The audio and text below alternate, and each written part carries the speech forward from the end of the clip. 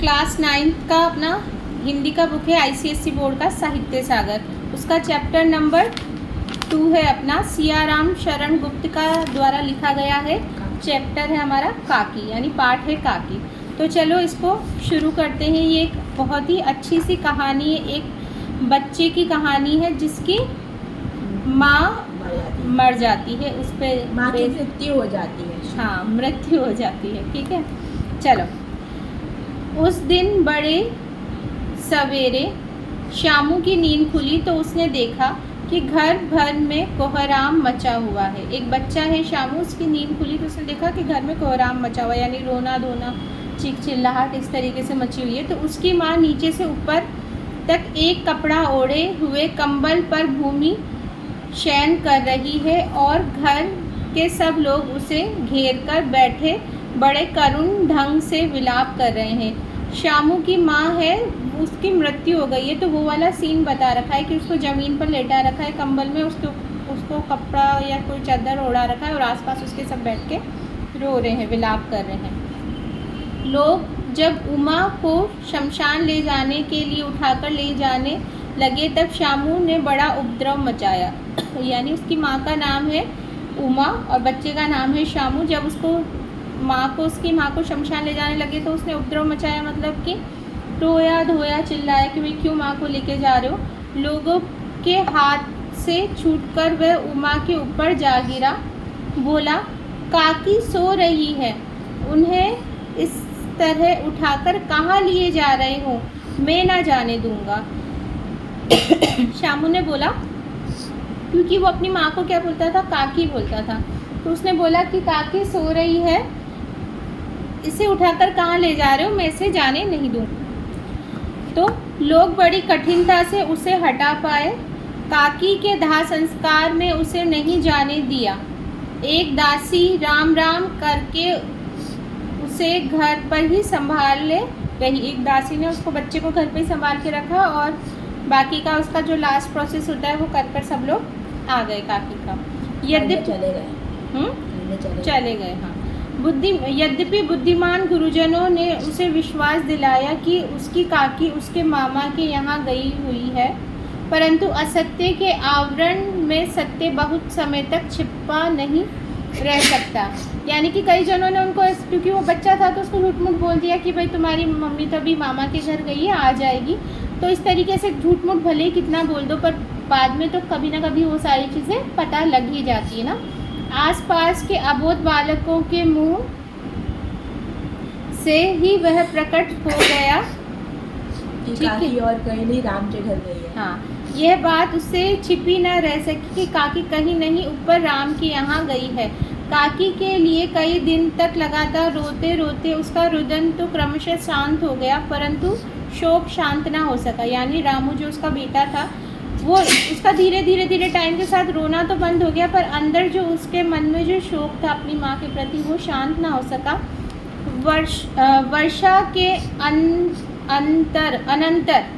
अनंतर का मीनिंग दिया है। उसके बाद वर्षा के बाद 1-2 दिन में ही पृथ्वी के ऊपर का पानी तो अगोचर हो जाता, मतलब ख़त्म हो जाता, दिखाई देना बंद हो जाता है, परंतु भीतर ही भीतर उसकी आर्द्रता जैसे बहुत दिनों तक बनी रहती है।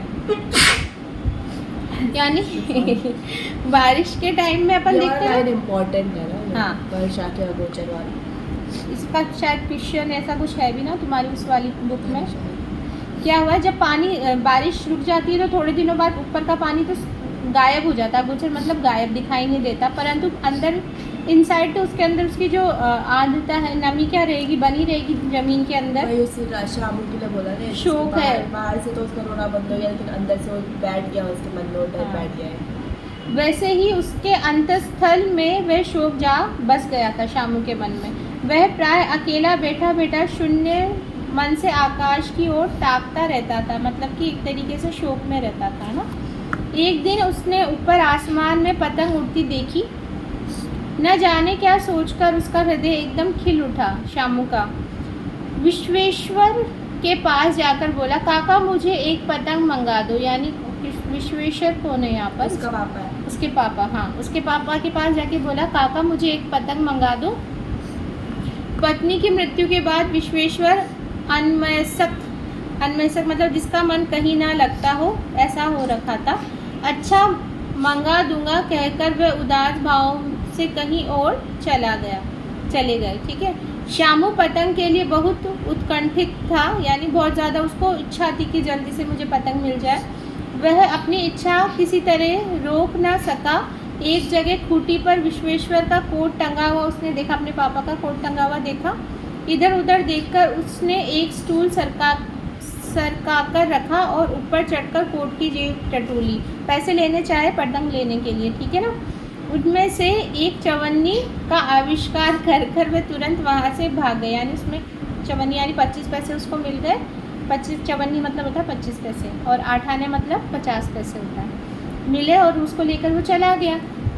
सुखिया दासी का लड़का भोला शामू का समवयस्क था, यानी कि उसकी एज का था, मतलब उतना ही व्यस्त था जितना कि वो उतना था, सेम आयु का, लेकिन छोटा था उससे। सेम आयु का लिखा हुआ तो थोड़ा सा छोटा है, हल्का भैया फुल्का। बोलता है, शामू का भैया बोलता है। हल्का फुल्का, पर जैसे क्लासमेट भी तो होते हैं ना, कुछ 1-2-4 महीने छोटे, साल भर छोटे वैसे। शामू ने उसे चवन्नी देकर कहा, अपनी जीजी से कहकर गुपचुप एक पतंग और डोर मंगा दो। देखो खूब अकेले में लाना, कोई जान ना पाए। उसको बोला चुपचाप मेरे लिए जीजी से कहकर, तुम्हारी दीदी या किसी से बोलकर मेरे लिए पतंग मंगा दो, किसी को बोलना मत, ठीक है। पतंग आई, एक अंधेरे घर में उसमें डोरी बांधी जाने लगी। ले आए पतंग और डोर बांधने लगे चुपचाप से। शामू ने धीरे से कहा, बोला किसी से ना कहो तो एक बात कहूँ, यानी शामू ने उस बच्चे से दोबारा बोला कि किसी से नहीं बोलो तो एक बात बोलूँ। तो शामू ने सिर हिलाकर कहा, नहीं किसी से नहीं कहूँगा। सॉरी, भोला ने सिर हिलाकर बोला, शामू ने नहीं, क्योंकि शामू तो बोल ही रहा है ना कि किसी से नहीं कहूँगा, बोल दो क्या बोल रहे हो। तो शामू ने सिर हिलाकर कहा, मैं यह पतंग ऊपर राम के यहाँ भेजूँगा, इसे पकड़कर काकी नीचे उतरेगी। मैं लिखना नहीं जानता, नहीं तो इस पर उनका नाम लिख देता। यानी वो बच्चा है, वो क्या बोल रहा है कि है ना, मैं ना इस पतंग को राम भगवान के यहाँ यानी कि भगवान के पास भेजूँगा, ताकि वहाँ पर जो मेरी माँ गई है ना, वो रस्सी पकड़कर वो नीचे आ जाएगी। अगर मेरे को लिखना पढ़ना आता ना तो मैं इस पर नाम लिख देता, मेरी माँ का यानी काकी का। तो भोला शामू से अधिक समझदार था। उसने कहा, बात तो बहुत अच्छी है, परंतु एक कठिनाई है। यह डोर पतली है, इसे पकड़कर काकी उतर नहीं सकती। बहुत पतली डोर है, तुम्हारी मम्मी या काकी है ना, वो आ नहीं पाएगी इसको पकड़ के। इसके टूट जाने का डर है। पतंग में मोटी रस्सी हो तो सब ठीक हो जाएगा, मोटी रस्सी होगी तो पकड़ के आ जाएगी। शामू गंभीर हो गया। मतलब यह है कि बात लाख रुपए की सुझाई गई है, परंतु कठिनाई यह है कि मोटी रस्सी कैसे मंगाई जाए। कैसे, जैसे उसने चवन्नी लेकर पतंग और डोरी तो मंगाई, अब मोटी रस्सी कैसे मंगाए। पास में दाम है नहीं, दाम मतलब पैसे नहीं है, और घर के जो आदमी उसकी काकी को बिना दया माया के जला आए, वे उसे इस काम के लिए कुछ नहीं देंगे। यानी कि उसने सोचा कि पैसे नहीं है, और जो लोग मेरी माँ को मतलब उनका उसका दाह संस्कार करके आ गए, तो वो मुझे पैसे क्यों ही देंगे ना।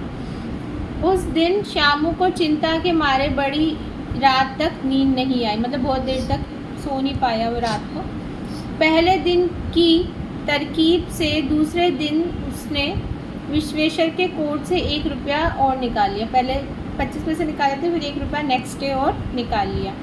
ले जाकर भोला को दिया और बोला, देख भोला, किसी को मालूम ना होने पाए अच्छी 2 रस्सी मंगा दे। एक रस्सी ओछी पड़ेगी, छोटी पड़ेगी, ओछी मतलब छोटी पड़ेगी। जवाहर भैया से मैं एक कागज़ पर काकी लिखवा दूंगा, नाम की चिट रहेगी तो पतंग उन्हीं के पास पहुंच जाएगी। भाई सही एड्रेस तो पहुंच जाएगा, ठीक है। 2 घंटे बाद प्रफुल्ल मतलब बहुत खुशी से मन से शामू और भोला अंधेरी कोठरी में बैठकर पतंग में रस्सी बांध रहे थे।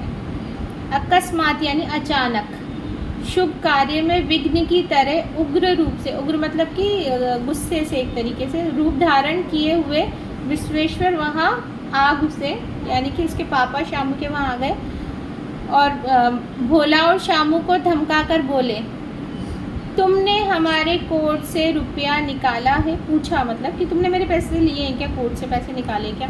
तो भोला सकपकाकर एक ही डांट में मुखबिर हो गया। मुखबिर मतलब सारी चीज़ें उसने बता दी कि हाँ निकाले, ऐसे वैसे सारी चीज़ें उसने बता दी। बोला, शामू भैया ने रस्सी और पतंग मंगाने के लिए निकाला था, बता दिया उसने। विश्वेश्वर ने शामू को 2 तमाचे जड़ कर कहा, 2 थप्पड़ लगाए और बोला, चोरी सीख कर जेल जाएगा? चोरी करते हो भाई पापा के जेब से, एक तो तुम क्या जेल जाना चाहते हो? अच्छा तुझे आज अच्छी तरह समझाता हूँ, मतलब भी तुम्हें समझाता हूँ, तुम्हें इस तरीके का नहीं करना, और डांटेगा पीटेगा है ना, गलत काम करेगा बच्चा तो। ये कहकर फिर तमाचे जड़े और कान मलने के बाद पतंग मसलना होगा ना, मलने के बाद कान मरोड़ दिया उसका, और वो जो पतंग लाया था वो फाड़ डाली। अब रस्सियों की ओर देखकर कहा, ये किसने मंगाई है? ठीक है, भोला ने कहा, इन्होंने मंगाई थी, यानी शामू ने मंगाई थी। कहते थे इनसे पतंग तानकर काकी को राम के यहाँ से नीचे उतारेंगे। ठीक है, तो विश्वेश्वर हतबुद्धि मतलब जो कुछ सोच पाने की अवस्था में ना रहा होकर वहीं खड़ा रह गया। उन्होंने फटी हुई पतंग उठाकर देखी, उस पर चिपके हुए कागज़ पर लिखा था काकी। तो उसने देखा कि बच्चा अपनी माँ के लिए कितना वो परेशान है, वो कितना तरकीबें लगा रहा है, क्योंकि वो बच्चा था तो उसको तो इतना सब कुछ नॉलेज नहीं था ना। उसको तो पता है कि राम का यानी भगवान का घर ऊपर है और ऊपर वो पतंग बेचकर अपनी माँ को मंगवा लेगा। तो ये चीज़ इसमें है, और ये अपने राइटर है इसके श्या रामशरण गुप्त। तो इस पूरे चैप्टर में एक बच्चे की मन की भावना पूरी बताई गई है कि कैसे मनोदशा बताई गई कि जब उसकी माँ चली जाती है, यानी माँ का देहांत हो जाता है, स्वर्गवास हो जाता है, तो उसके मन पे क्या बीतती है, वो किस तरीके की चीज़ें सोचता है। ठीक है, तो ये चैप्टर अपना यहाँ पर कंप्लीट होता है।